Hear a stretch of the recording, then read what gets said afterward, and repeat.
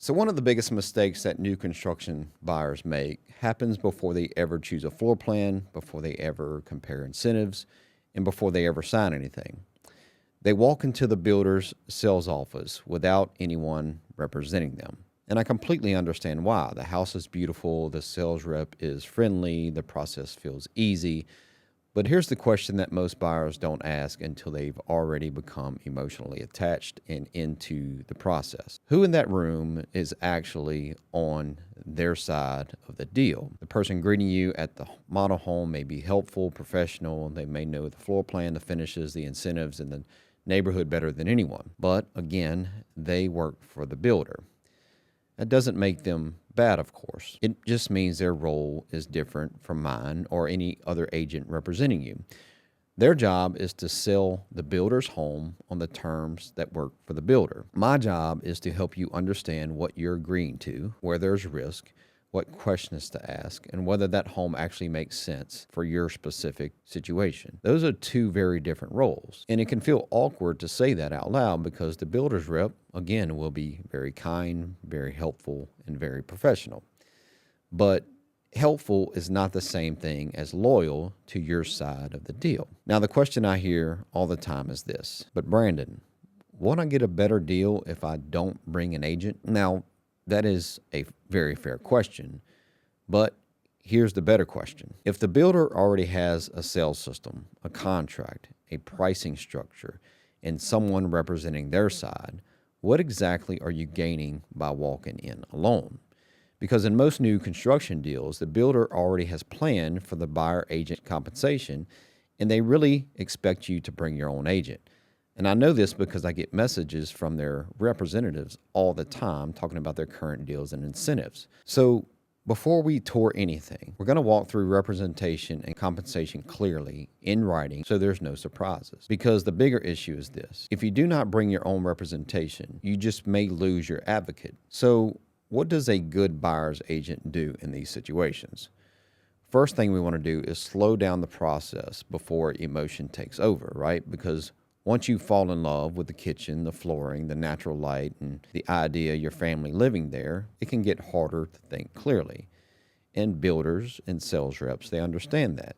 And that's not an insult by any way. That's just sales. So a good agent helps you step back, detach from the situation, and ask, is this the right house, or did this house just create the right feeling? So second, we look at the contract. Builders' contracts are written to protect the builder. And again, that's not a criticism. That's just business, of course. But how are you supposed to know what matters and what doesn't? As I said in the previous episodes, what happens if the completion date moves? What happens if the appraisal comes in low? Which, that's very, very rare, but it happens.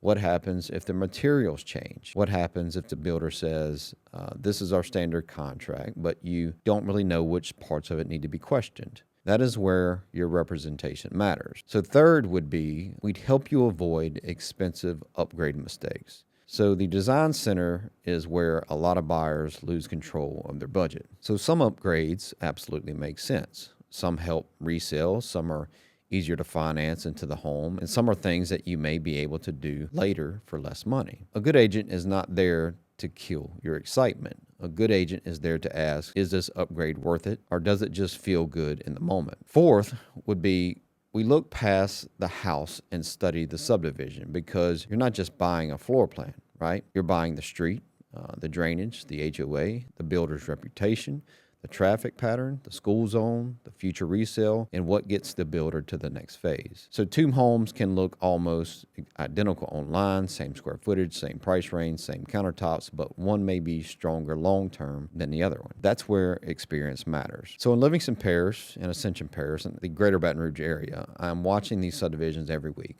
I'm looking at what is selling, what is sitting, where the builders are offering incentives, which communities are holding value, and which ones I would be cautious about recommending to my own family. And this is not just a new construction issue. Every real estate transaction has someone on their side with their own goals, their own leverage, and their own contract terms. New construction just makes it easier to see. So whether you're buying new construction, resale, land, anything in between. The real question is not, can I do this alone? The better question is, what am I missing because I don't do this every day? That is where I come in. I help buyers ask the better questions before they are under pressure. Money questions, contract questions, resale questions, subdivision questions, builder questions, insurance questions, flood, drainage, inspection, warranty questions, so on. Because most buyers do not know to ask those questions until something goes wrong, or perhaps maybe 6 months later after they're in the home.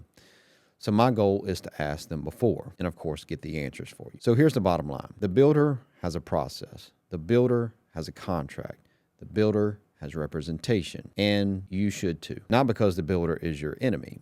They're not. But because friendly does not mean fiduciary. Helpful does not mean independent. And smooth does not always mean safe. So before you walk into a model home anywhere in the greater Baton Rouge area, Livingston Parish, Ascension Parish, Denham Springs, Walker, Watson, Prairieville, don't hesitate to call me first. Not after you fall in love with the kitchen, not after you sign the registration card, and not after you get emotionally attached. Call me before. And if you've gone those first few steps, of course, go ahead and call me now. Not because I want to interrupt the process, because I want to help protect you before the process starts working on you. So my name is Brandon Browning. I'm with Keller Williams Realty Premier Partners. If you're buying new construction, resale, land, or anything in between, I do not work for the builder. I work for you. I represent you. Thank you for watching, and I'll see you next time.